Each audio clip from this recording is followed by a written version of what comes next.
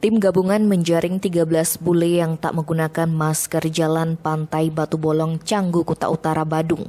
Para bule bandel ini langsung dikenakan sanksi denda masing-masing sebesar Rp1 juta oleh petugas, sehingga total denda mencapai Rp13 juta.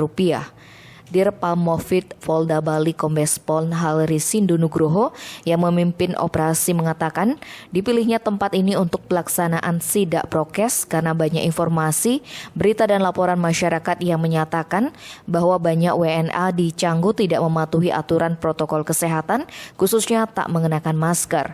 Dalam operasi Minggu 11 Juli yang melibatkan tim terdiri dari Polda Bali, Polres Badung, Polsek Kuta Utara, Satpol PP Provinsi Bali dan Imigrasi Kanwil Kumham Bali ini, Hari berharap semua WNA yang berada dan bertempat tinggal di Bali, khususnya di Kota Denpasar dan sekitarnya, mematuhi aturan protokol kesehatan yang sudah ditetapkan pemerintah. Tim Bali Express melaporkan.